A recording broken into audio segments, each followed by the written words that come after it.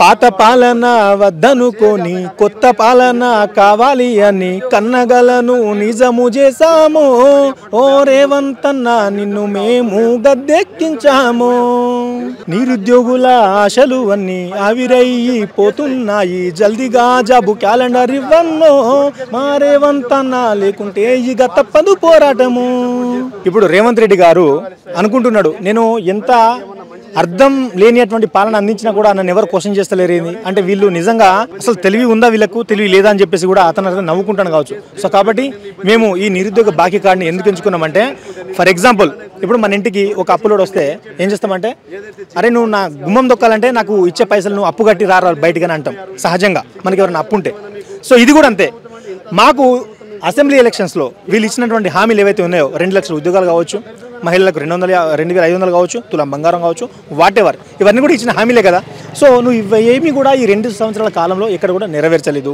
అందరూ కూడా మా అక్క చెల్లెలు కూడా వీళ్ళందరూ కూడా చాలా ఒత్తిడికి గురవుతున్నారు, చదువుతున్నారు కానీ ఉద్యోగ అవకాశాలు లేవు. దానివల్ల చదవడం ఆర్థిక భారంగా నేను అది కూడా మాట్లాడుతున్నా, ఇది ఫస్ట్ చెప్తా. అయితే దానివల్ల మేమంతా కూడా చాలా నలిగిపోయి ఉన్నాం కాబట్టి ఎస్ వీళ్ళ కోసం మనం పనిచేయాలి. ఇప్పుడు ఎక్కడ జూబ్లీ హిల్స్లో వీళ్ళని అడ్డుకోవాలని చెప్పేసి మేమంతా కూడా ఇప్పుడు నామినేషన్ కూడా వేసినాం మన అన్ఎంప్లాయ్స్ నుంచి. సో కాబట్టి ఈ ప్రోగ్రామ్ తర్వాత మేము వెళ్ళేది అక్కడికి. సో కాబట్టి ఖచ్చితంగా వీళ్ళ యొక్క సీట్ని ఆడ ఓడగొట్టే ప్రయత్నం చేస్తాం. అండ్ వీళ్ళు చెప్తున్నారు ప్రతి ఒక్క సభలలో మేము 50,000 ఇచ్చినాము, 60,000 ఇచ్చినాము, 1,00,000. అదేగా మీరు అడిగేది. నిజంగా అన్ని ఉద్యోగాలు ఇస్తే వాళ్ళు చెప్పడం అవసరం లేదు. నేను ఉద్యోగం పొందినటువంటి వాళ్ళే చెప్తారు కదా, ఎస్ నేను ఈ గవర్నమెంట్లో నాకు ఇన్ని ఉద్యోగాలు వచ్చినాయి, అందులో నేను జాబ్ కొట్టినా అని చెప్పేసి వాళ్లకు ఇష్టానుసారం సభలు పెట్టి వాళ్ళే మొత్తం మాట్లాడుతున్నారు.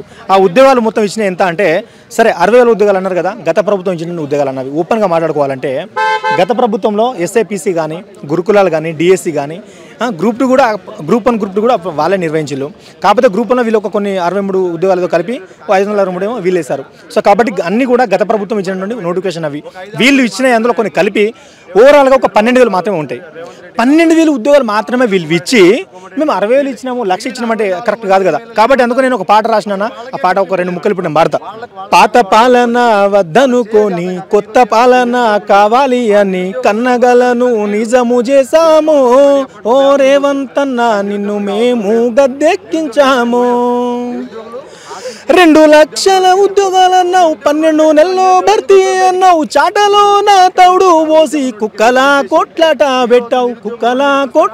పెట్టావు. నిరుద్యోగుల ఆశలు అన్నీ ఆవిరయ్యి పోతున్నాయి. జల్దిగా జాబు క్యాలెండర్ ఇవ్వను మా రేవంతన్న, లేకుంటే ఇక తప్పదు పోరాటము. హిమాలయం అంతా హామీలు ఇచ్చావు, 12,000 కొనుగోలు ఇచ్చావు, నకిలివి 40,000 కలిపి 60,000 ఇచ్చానంటావు. నిరుద్యోగులను మోసము చేశావు, వాళ్ళ కన్నీళ్లకు కారణమయ్యావు. ఇచ్చిన హామీలు మరిచిపోయావా? ఓ రేవంతన్న మేనిఫెస్టో యాదికి తెచ్చుకో. ఇది అన్న పరిస్థితి. నేను పాడిన ఈ పాటలో అర్థాలు ఏమన్నా తప్పున్నాయా? హామీలో వాళ్ళు ఇచ్చిళ్ళు 2 లక్షల ఉద్యోగాలు ఇస్తామని చెప్పేసి వాళ్ళే అన్నారు. మేమేమి అడగలే. ఇప్పుడు మాకు కోపం ఉంటే, మాకు కసి ఉంటే గత ప్రభుత్వం మీద ఉంటుంది, అవునా కదా? మేము ఆ యొక్క ఆవేశంలో మేమంతా రగిలి ఉంటాం. మా దగ్గరికి వీళ్ళే వచ్చి, ఈ కాంగ్రెస్ నాయకులు వచ్చి, మీరు బాధపడకండి మేము ఉన్నాము, మీకేం కావాలంటే మేము చేస్తామని చెప్పేసి మా మీద వాళ్ళు ఏం చేసినట్టు ఒక ఉచిత వాగ్దానాన్ని చేసిళ్ళు. మేము గెలిచిన వెంటనే 1 సంవత్సరంలో 2 లక్షల ఉద్యోగాలు అంటే మేమందరూ కూడా చాలా ఆశతో ఉన్నామని నిజంగా. ఎందుకంటే ఒక వరద బాధితునికి ఆ సమయంలో ఒక పులిహోర ప్యాకెట్ ఇస్తే చాలా ఆనందపడతాడు. ఏమంటారు చెర్రీ? చాలా ఆనందపడతాడు.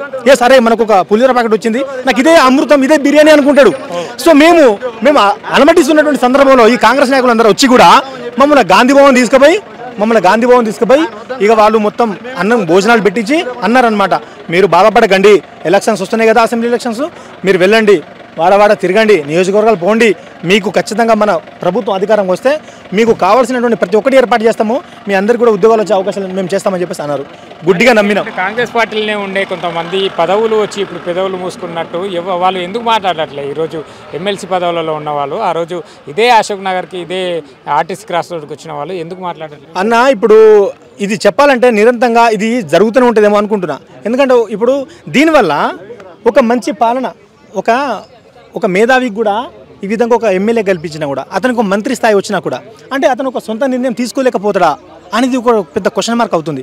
అంటే దీనివల్ల ఇప్పుడు రాజకీయంలో ఒక మంచి మేధావి ఉంటే బెటర్ కదా, తన సలహా సూచనలు తీసుకోవాలి. అంటే ఇప్పుడు ఎగ్జాంపుల్ బల్మూరి వెంకటన్న ఉన్నాడు, ఎమ్మెల్సీ క్యాండిడేట్. బల్మూరి వెంకటన్న ఏం చేస్తారంటే చెప్పాలంటే మాకు 2-3 సార్లు బోర్డు చైర్మన్తో కానీ మంత్రులతో కానీ మాకు ఒక సభ ఏర్పాటు చేయించిండు, మమ్మల్ని కల్పించి మాట్లాడించిండు. సో అక్కడి వరకు అన్నకు యాక్సెస్ ఉండవచ్చు, మేబీ అతనికి అన్ని పవర్స్ ఇచ్చిస్తే మాకు న్యాయం చేసేటువంటి అవకాశం ఉండేది. సో ఇలాంటి వ్యక్తులకు మొత్తం పవర్స్ వాళ్ళు ఇవ్వట్లేదు. దానివల్ల ఏం జరుగుతుంది, నిజాయితీగా కొట్లాడేటువంటి మా బాధితులకు, మెరిట్ మార్క్స్ ఆస్పిరెంట్స్కి మాకు అన్యాయం జరుగుతుంది. సో నేనేమంటున్నా అంటే ఎవరైతే ఒక న్యాయం కోసం పనిచేస్తారో ఈ మంత్రులే కావచ్చు, ఎమ్మెల్సీ కావచ్చు, ఇప్పుడు బల్మురి వెంకట లాంటి వాళ్ళు, ఇలాంటి వాళ్ళకి యాక్సెస్ ఇవ్వండి మీరు. ఎస్ అవును వీళ్ళు ఖచ్చితంగా అర్హులు అని చెప్పేసి అంటేనే మాకు ఉద్యోగాలు ఇవ్వండి. మా హాల్ టికెట్ నెంబర్ ఇస్తే తెలుస్తుంది మాకు ఎన్ని మార్క్స్ వచ్చినాయండి.